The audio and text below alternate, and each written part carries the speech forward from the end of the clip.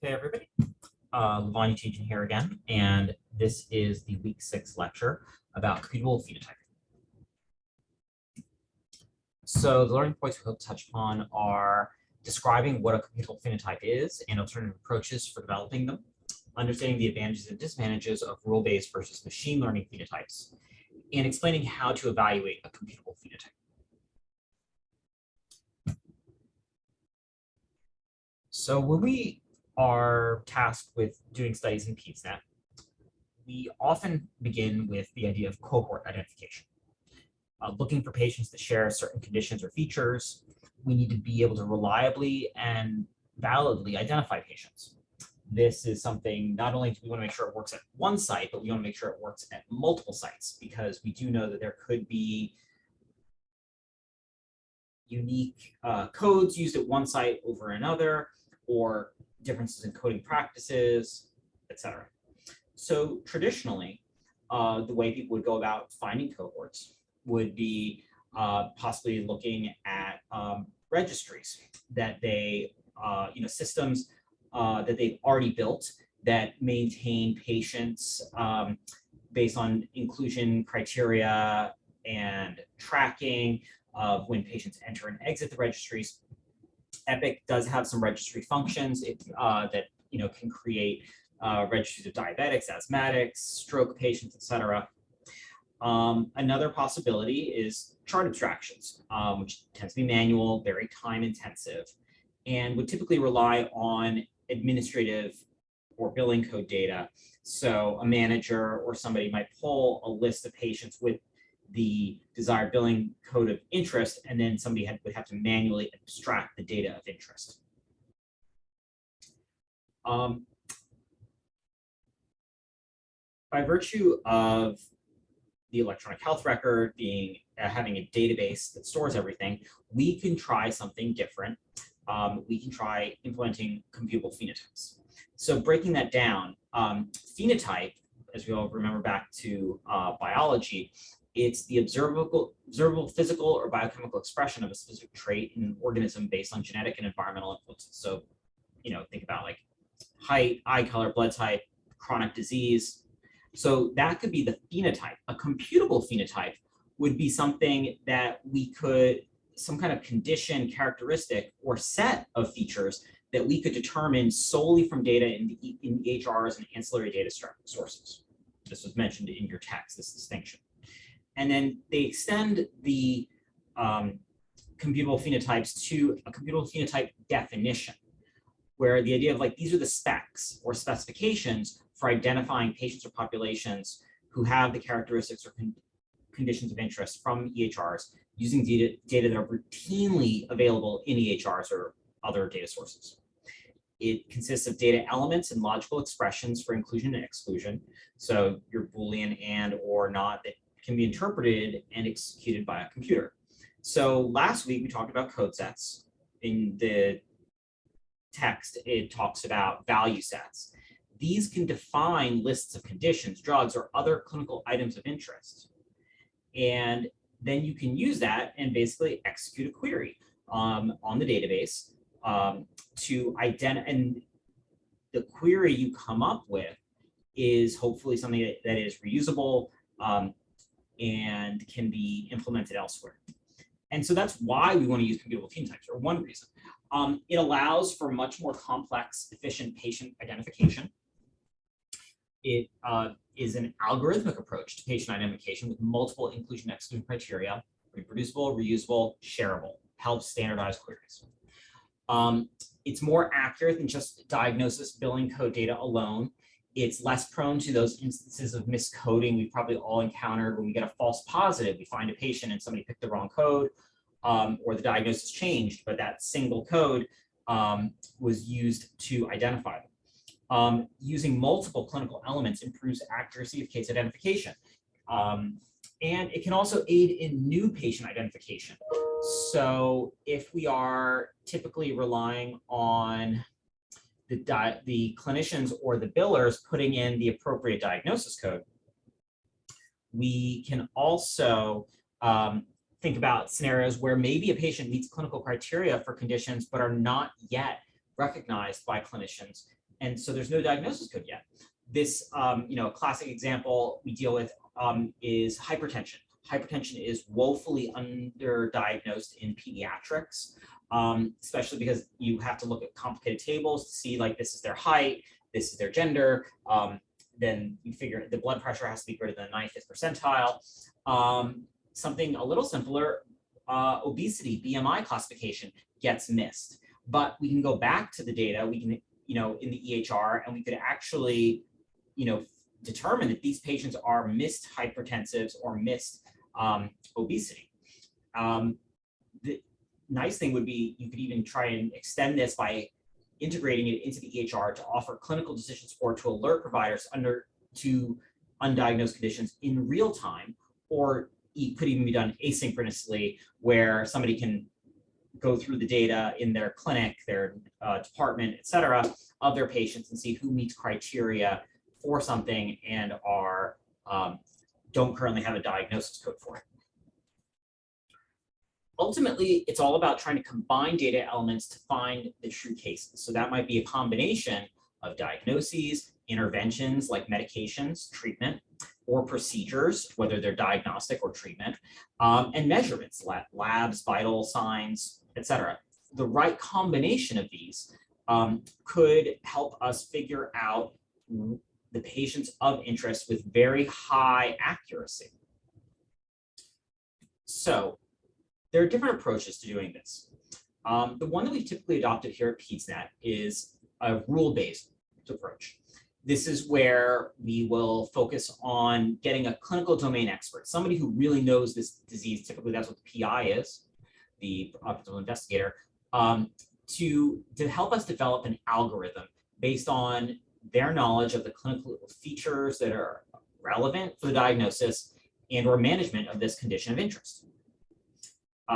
These clinical features must be chosen. So you have to then query via discrete data and or natural language processing and free note text. And then this is not necessarily a straightforward process. We may need to vary combinations of clinical features to see how they affect the accuracy of the computable phenotype. Advantages are that this can be, of all of the ways we typically do this, this is probably the easiest to implement, especially if we're only requiring discrete data. The clinical relevance, like the fact that you're saying, like, well, we know these features are true, and about the disease may lead to greater acceptance of the validity of this, like right away. So people may think that you don't have to spend as much time testing it. That said, this is often a very iterative process. It can be time consuming. You may need multiple rounds of review and validation at more than one site to avoid local biases. Like I said, one site may preferentially code a diagnosis one way. Another site, they may pick a different code or a variety of codes, and that might vary from site to site to site, even if they're on the same CDM, the same common data model. It also relies on humans to make connections between data elements.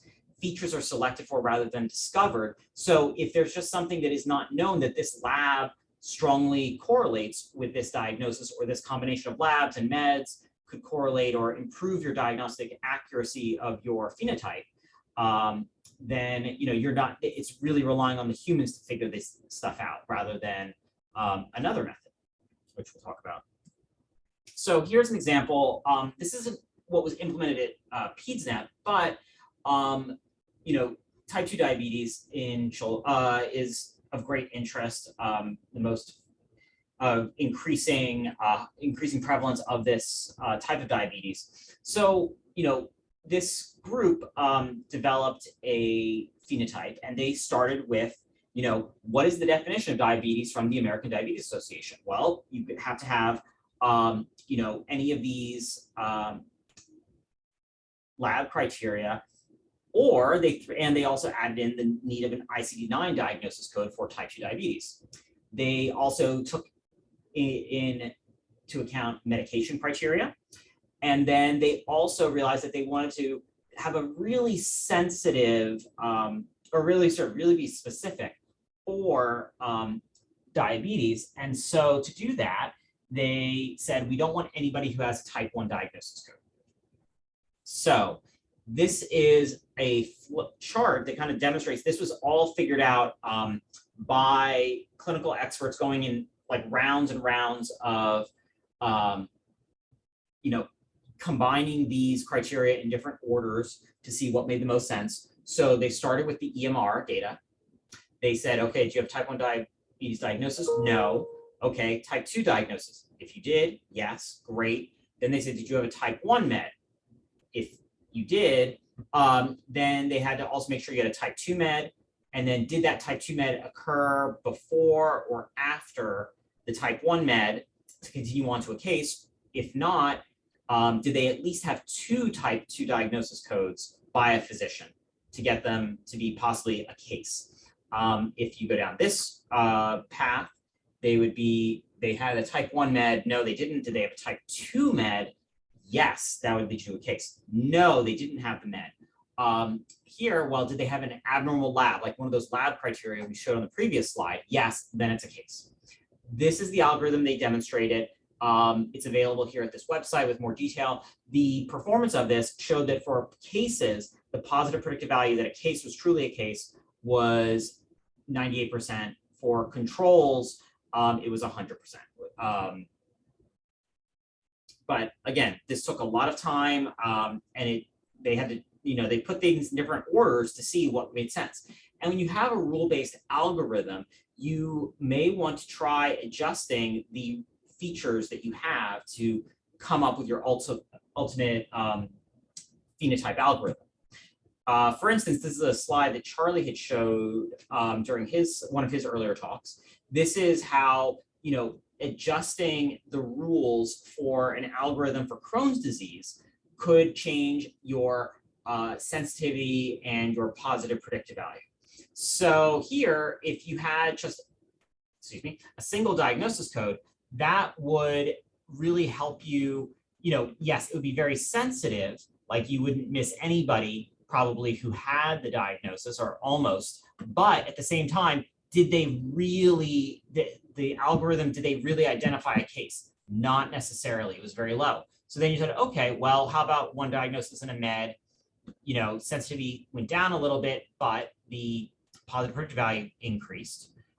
2 diagnoses versus 2 diagnoses in med, 3 diagnoses, just all of this work. And then, going as far as 6 diagnoses and a medication requirement, could make really high, the highest positive predictive value, but not great sensitivity. You lost a lot of patients in the way. So you want to kind of find the balance between these to see what's going to work best for your purposes. Are you using this purely for screening, in which case you're maybe willing to do high sensitivity and willing to have false positives? Or do you want something that you want to be really sure that these patients have, that you're identifying patients with Crohn's disease without having to do chart review, without having to do other things, in which case maybe you want something that maybe is less sensitive, but has a higher positive predictive value. So approaches. The other approach we're going to talk about is machine learning. So this is becoming more fashionable. The idea here behind machine learning, I'm no expert in it, but it's to use methods that can identify patient cohorts by using patterns and data to classify patients into cases. So they're positive for the phenotype, or non-cases, they're negative for the phenotype. 2 main forms of machine learning are supervised and unsupervised. So in supervised, you would take a labeled training data set where this is like the gold standard of cases. You've already reviewed these patients, these are cases, these are controls. And so you then allow the machine learning algorithm or methods to develop an algorithm that's based on both the known input and output. Here are all the input being clinical features, like whether it's elements of EHR data, labs, vitals, diagnosis codes, et cetera. And then you tell it that this patient is going to be a case, this patient is not going to be a case, and then it figures out the patterns that represent cases versus non-cases. As opposed to an unsupervised method that uses unlabeled training data, and the algorithm analyzes and clusters the data sets without human supervision, only the input data. So you don't tell the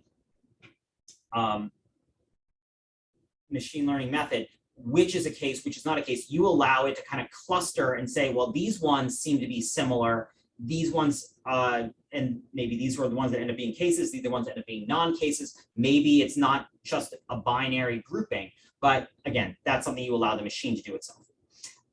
Advantages to this approach, as opposed to the rule-based one, in theory, machine learning methods are high throughput, faster to develop. They don't rely on domain expert input, and they can potentially leverage unstructured node data.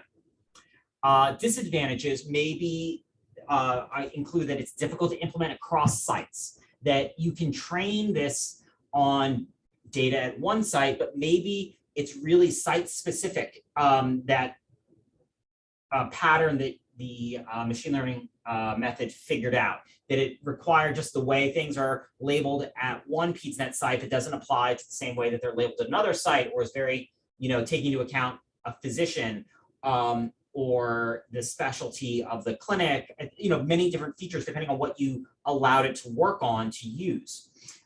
Supervised machine learning also requires access to large labeled training data sets, which typically requires manual review. So even if the method can be fast, there's a lot of pre-work that has to happen, creating a data set, creating a gold standard to allow it to figure out the way you want to do this.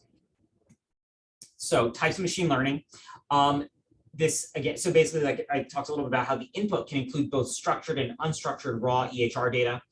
EHR data should be processed into numerical features that can be processed more easily by the algorithm. So things like, turning diagnoses, medications, procedures into like maybe categories and counts of them might be easier for pattern detection.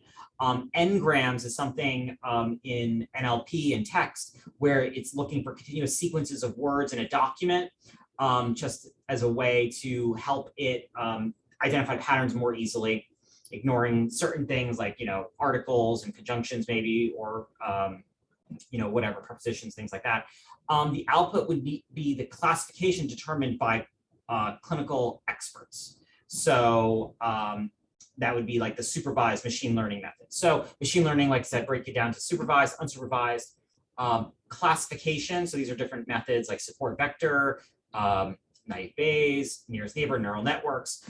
Won't go into the details here. Versus regression, which is looking at probabilities, that these features are more likely related to one type of, like to the cases versus the controls, and it may not be like completely binary.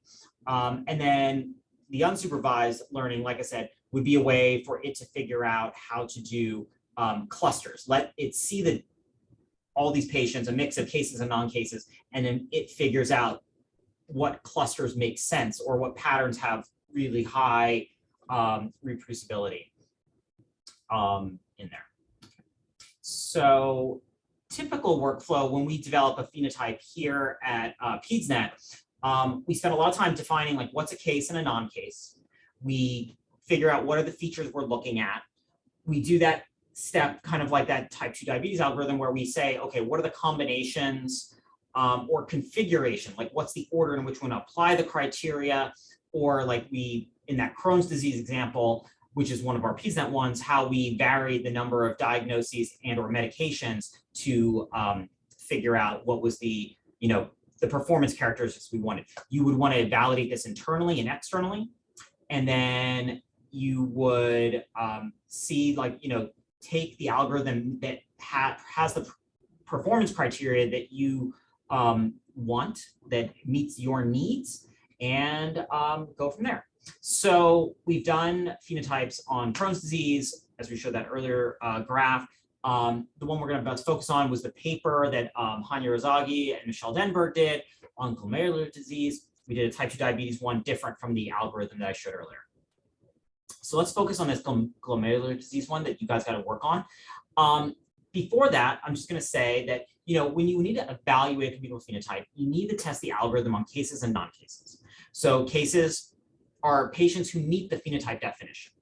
Sometimes the harder thing to figure out is the non-cases, because you want patients who need to be distinguished from the cases. You don't necessarily want to pick like a random selection of all patients in PEDSnet because they may be so different from your cases that it will, make your algorithm look much better than it really is if they're not similar at all. So in this, in the paper on glomerular disease, patients were, the non-cases came from patients with multiple nephrology encounters who didn't meet the case criteria.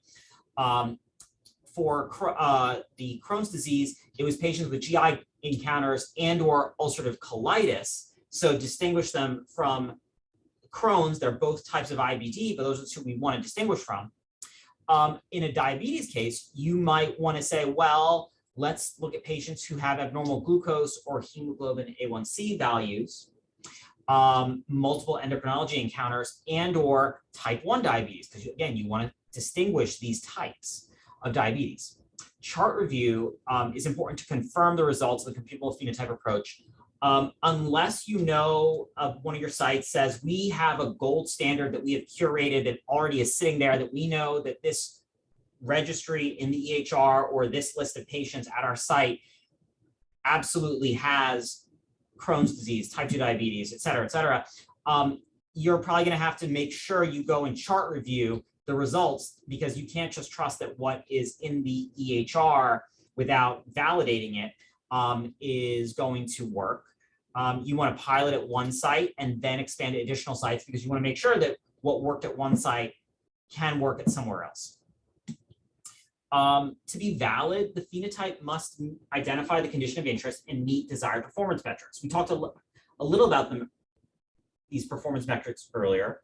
So some of these may resonate from if you're taking classes in statistics or epidemiology specifically, but sensitivity, the true positive rate or recall, the ability of the phenotype to correctly identify cases, versus the specificity, the ability of the phenotype to correctly reject non-cases. So you might imagine that, something's really like sensitive, you don't want to miss anything, even if you're willing to sacrifice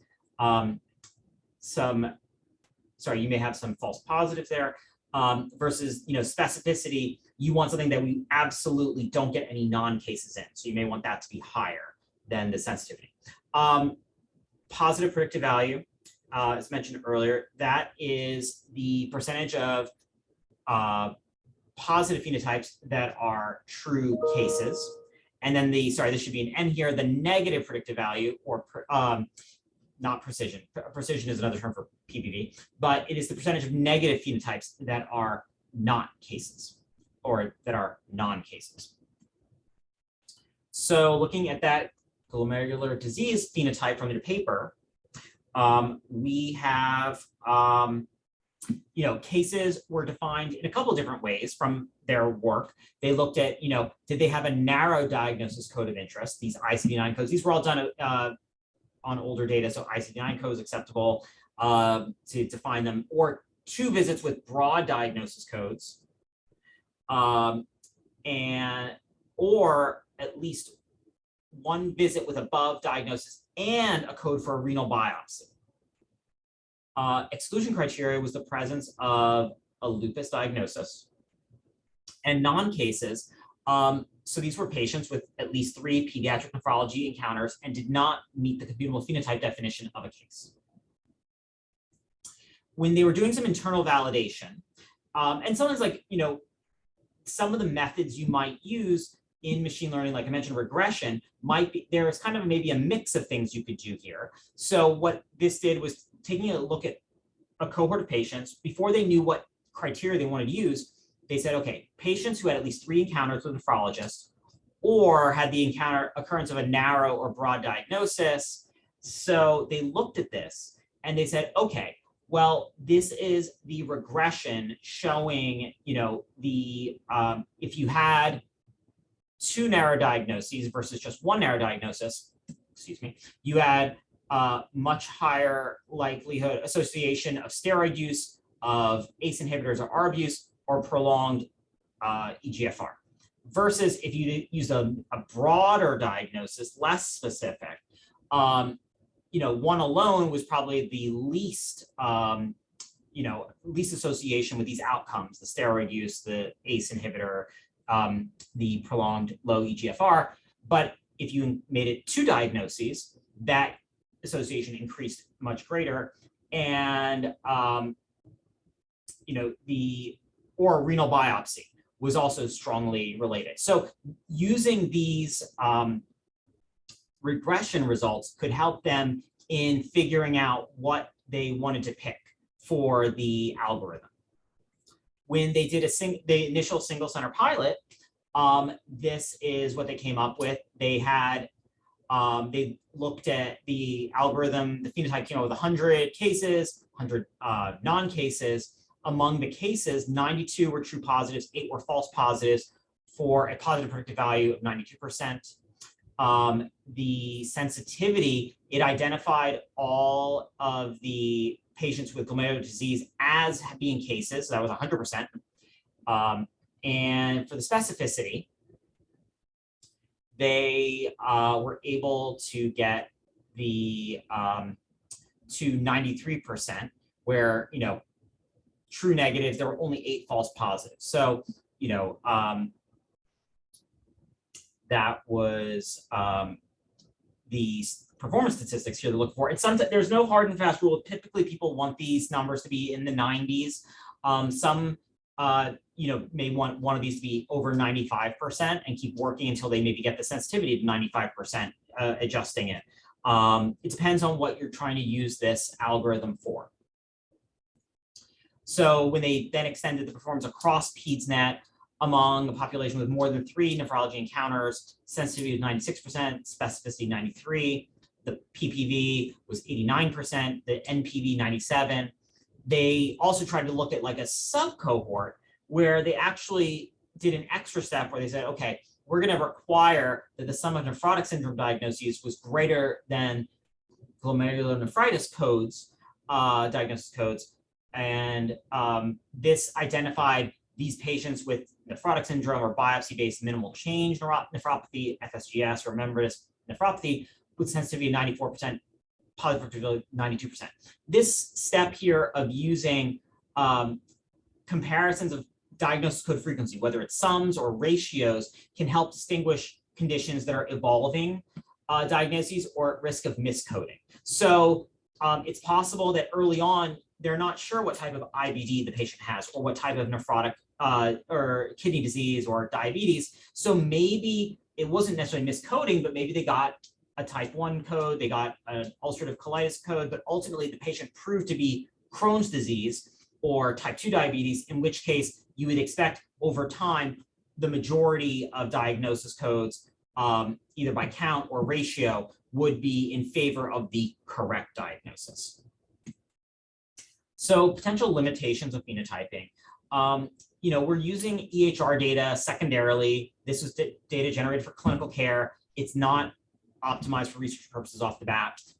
We will have missing data. Patients may only receive some of their care at our sites. So you'll notice in some of the work that we may tell people, we may recommend that you instead of you may require multiple visits. You may require that visits are not only inpatient or ED, that they maybe have like a outpatient visit, so that outpatient ambulatory visits to primary care or to a specialist maybe reflects that they get regular care there, as opposed to like one-off emergency visits or hospitalizations in acute settings. They may be lost to follow-up when they move or interact with other health systems. Just because we have, maybe they get their primary care somewhere else, their specialty care, our PEDSnet site, but we don't have the primary care data, if that could be of interest. So maybe getting a lot of testing or other things done outside of specialty work. Inaccurate or uninterpretable data. Providers make coding errors. Providers are notorious for just picking what's easiest for them. Makes sense, clinical care comes first. They're not sweating being really specific. So when we've done diabetes work, we've seen people pick more and more, we see them pick, generic diagnosis codes, IBD, diabetes, without specifying the type.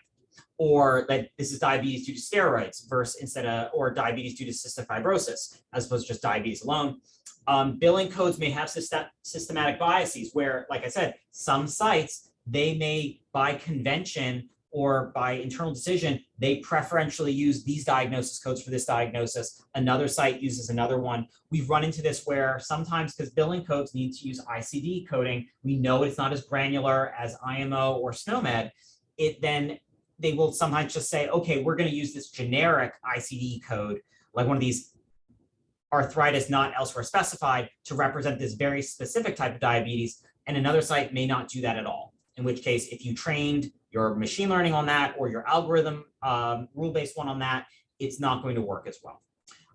And then there's complex and inconsistent data. Clinical definitions, coding rules, and data collection systems vary over time. There was that shift in ICD codes from 9 to 10, and they vary among providers and sites. There may also be the inability to access unstructured data in notes. So again, if you're going to rely on that, that's something you need to budget for earlier on in your planning or pre-work. So in conclusion, reliance on single diagnosis codes alone is often not sufficient in developing accurate, reliable patient identification algorithms. Computable phenotypes allow the incorporation of additional clinical data elements beyond diagnosis codes and can often be better predictors of disease-specific outcomes. Rule-based and machine learning approaches can be used to develop these phenotypes. For the machine learning, I forgot to mention, there are lots of R packages that can do that for you, and lots of great online courses that teach you how to do it. And then, chart review, however, is just important in validating computable phenotype results, whether it's after you do it or when you're developing that training set initially. But I think probably to get things published, to pass research muster, it's probably going to involve some degree of chart review, at least initially. And once you've demonstrated it works well, maybe then it can be used without it, or you implement a phenotype that's already been validated somewhere else via chart review and things like that. Okay. So just some additional computable phenotype resources. That earlier type 2 diabetes diagram, that came from the site called feedkb.org. It is a website that has over 80 phenotypes, many from the eMERGE network. And it basically provides like a management system and learning center that stores computable phenotypes, the papers that came out of it, how you would implement it, the pseudocode, the code sets, et cetera. Another one is the CMS Chronic Conditions Data Warehouse, 27 algorithms. I looked at it. It's mostly about ICD codes and visit claims requirements, like number of visits, type of visits. Again, there are many others out there. There are GitHub repositories with phenotype algorithms that you can try. So we'll talk some more about this on Friday and how we go about implementing phenotypes. And yeah, please let me know if you have any questions. All right, thank you, everybody.